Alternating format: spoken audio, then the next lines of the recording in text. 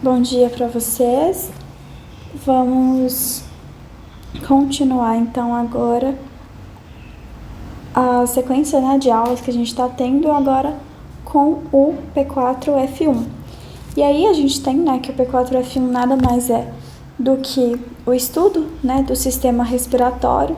E aí a gente vai começar da base, porque fisiologia é assim, a gente começa sempre pela questão da anatomia, que vai ser principalmente o principal objetivo.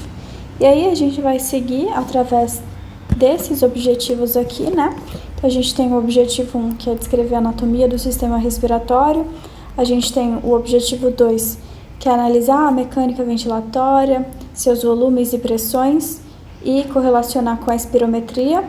O 3, que é analisar a hematose, o transporte e a dissociação dos gases e seus determinantes, principalmente a intoxicação por monóxido de carbono. E o 4, que é explicar as alterações na ventilação e na hematose, que são decorrentes da DPOC e da asma. E aí a gente vai, começar aqui pela descrição da anatomia do sistema respiratório. Claro que a gente vai falar aqui de maneira geral, porque a anatomia vai ser cobrada por outra disciplina para vocês. Aqui a gente vai focar em fisiologia. Então, a anatomia a gente vai sim citar alguma coisa ou outra, mas não é aprofundado, Vocês precisam entender o que é o pulmão, a estrutura do pulmão, para entender como que acontece a troca gasosa, como acontece tudo, mas não precisa ficar aqui, descrevendo a histologia, não precisa ficar, porque o pulmão vai da C1 até T, sei lá o que. Não precisa disso, dessa descrição tão rica anatomicamente falando, mas a gente, claro, vai falar algumas coisas. E aí, a gente sabe, que o sistema respiratório ele é responsável por essa troca de oxigênio e CO2 entre o ambiente e as células do corpo. E aí, o sistema respiratório, então, inclui o pulmão e as vias aéreas que conectam o pulmão ao ambiente externo, porque é justamente no pulmão que a gente vai ter os alvéolos, onde vai acontecer a hematose, E aí, as vias aéreas. As vias aéreas, então, elas são divididas em zonas, a zona de condução e a zona respiratória. Pode ser dividida assim, e também as vias aéreas podem ser divididas em vias aéreas superiores e vias aéreas inferiores. Isso é importante, até porque, existem doenças que a gente vai chamar principalmente doenças que acometem, a via superior, e doenças que acometem a via inferior, que geralmente são as mais graves, quando afeta o pulmão, o brônquio, e aí exige um pouco mais de atenção. Mas tem um grupo de doenças, que são chamadas de IVAs, que são as infecções de vias aéreas superiores, que a gente sabe agora, o momento mesmo, agora a gente está, em maio, no finalzinho de maio, quase em junho, e a gente sabe que essa época, gripe é o que mais acontece. Então, e gripe é uma das IVAs mais conhecidas, assim, que a gente fala mesmo, uma infecção viral e tudo. Aí a gente tem também, tonsilites, faringoamigdalite, a gente tem laringite, e aí a gente vai falar um pouco, e é importante a gente saber até onde vai a via aérea superior e até a partir de quando é considerada inferior.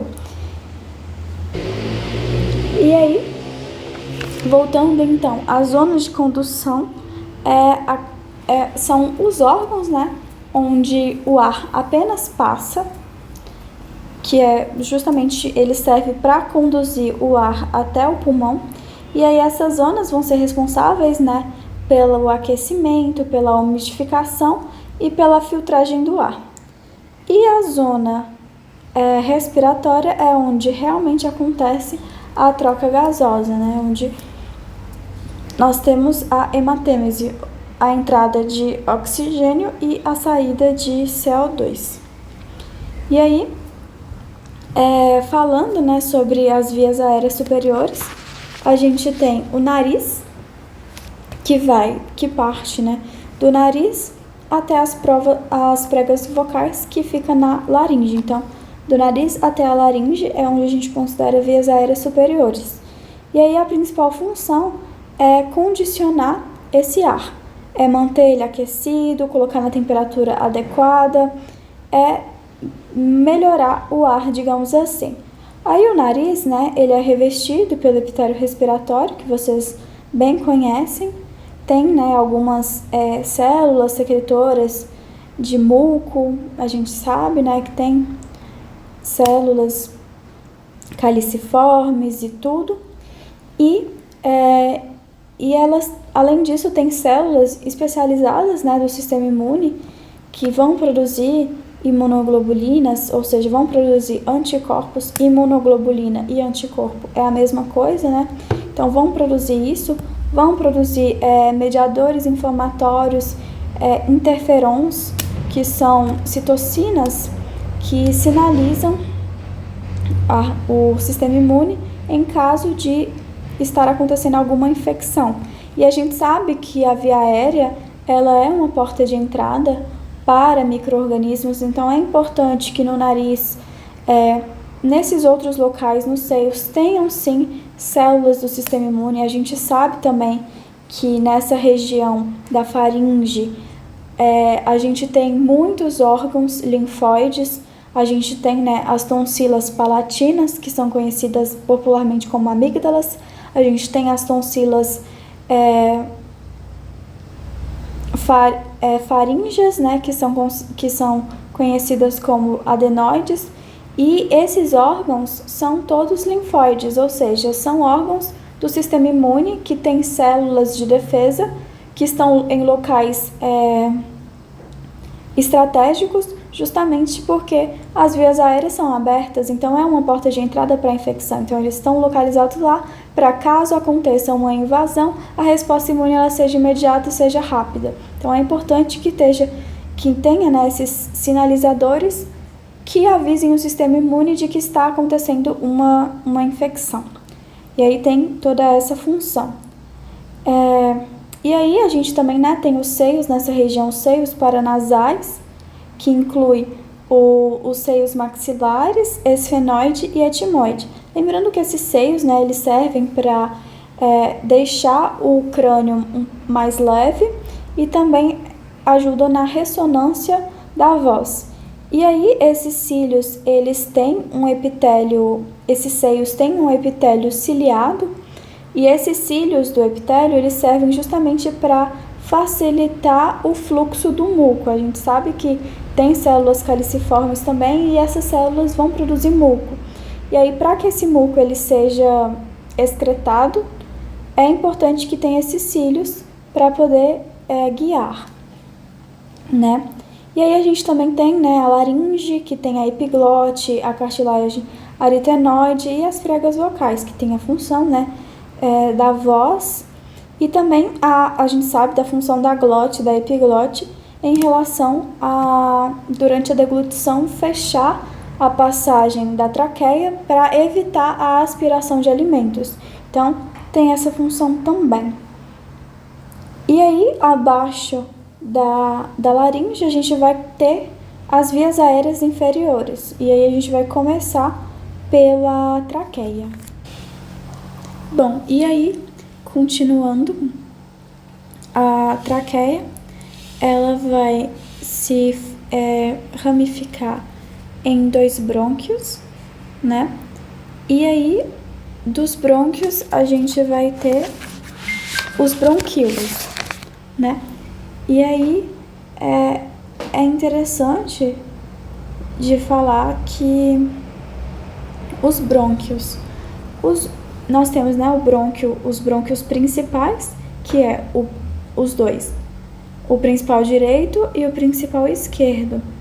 Nessa imagem que eu coloquei para vocês, não dá para ver tão nitidamente. Mas o brônquio principal direito, ele é mais vertical. Ele é mais, digamos assim, quer ver? Tem aqui. a traqueia e aí aqui são os brônquios, né?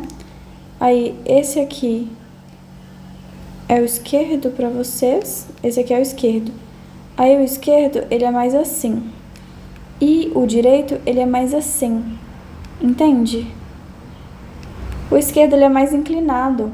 E o direito, ele é mais vertical, mais verticalizado. Isso aqui é o direito e aqui é o esquerdo, tá? Não sei como é que vocês estão enxergando, mas é que eu pus nesse sentido. Então, finge que esse é o esquerdo e esse é o direito. E aí, é como se você estivesse olhando para uma pessoa na sua frente, né? Aí tá. Aqui a gente tem a carina, né? Nessa região a bifurcação é chamada de carina. E aí isso é interessante, por quê? Porque quando a gente vai entubar o paciente, a gente tem risco de, ao colocar o tubo, ele vir para cá. E o tubo, ele tem que ficar aqui, na região da traqueia. O tubo tem que ficar. O tubo, ele não pode deslizar para cá, porque vai ter insuflação, né, do ar só desse lado vai ficar sem. Então, quando a gente faz uma intubação, a gente tem que fazer, né, depois da intubação, a ausculta. E se perguntar em questão de prova, qual que é o brônquio que mais tem chance da intubação falhar, para qual que vai? Para o lado direito. Justamente porque ele é mais inclinado, então a tendência é de a gente enfiando o tubo e ele vir parar aqui, tá? Então é mais do lado direito que a gente tem que ficar mais esperto em relação a ao tubo da intubação, digamos assim. E aí, né, posteriormente a gente tem os brônquios principais, que são esses, aí a gente tem os brônquios lobares e depois os brônquios segmentares. E aí a região pulmonar, junto com os brônquios segmentares, forma a unidade funcional do pulmão. E aí depois dos brônquios terciários, né, que são os brônquios segmentares, a gente tem os bronquíolos. E aí depois dos bronquíolos a gente tem os alvéolos. E nos alvéolos, e o conjunto de alvéolos a gente chama de pulmão, né? E aí, o pulmão, falando sobre o pulmão especificamente, vai ser no pulmão que vai acontecer a hematose. Então o pulmão não é considerado, né, um órgão da zona de condução, ele é um órgão da zona respiratória. E aí a gente tem dois pulmões, né, o direito e o esquerdo, e o pulmão direito, conforme a imagem mostra aqui para vocês, a imagem é bem clara aqui para vocês. A gente tem que o pulmão direito, ele é um pouco maior, digamos assim, porque aqui a gente tem a incisura cardíaca. Então, a incisura cardíaca, o coração, ele ocupa um pedaço do espaço do pulmão esquerdo, né? Então, o pulmão direito ele é um pouco maior, ele é dividido em 3 lobos, lobo superior, lobo médio e lobo inferior. E aí, aqui a gente tem a fissura horizontal, a fissura oblíqua. Já do lado esquerdo, a gente tem só 2 lobos, lobo superior, lobo inferior e a fissura oblíqua, ok? Do pulmão, a gente tem essa anatomia. Além disso, a gente tem revestindo o pulmão uma membrana, né, que é chamada de pleura visceral, e tem, que é a mais externa, está em contato com os outros órgãos e os outros músculos, assim, do tórax, e a pleura parietal, que é a pleura mais perto, digamos assim, do pulmão. Então, a gente tem 2 pleuras, e aí, entre as pleuras, a gente vai ter o que a gente chama de espaço pleural, onde células, né, mesoteliais vão produzir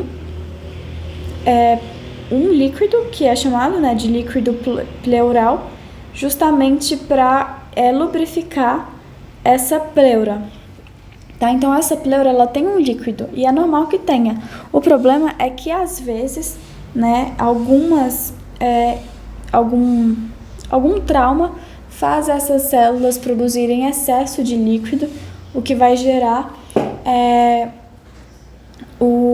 o derrame pleural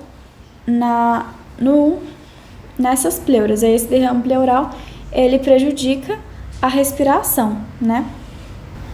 E aí, quando a gente tem, né, ar na pleura, a gente chama de pneumotórax, que acontece, né, devido a algum trauma, cirurgia, alguma coisa, né?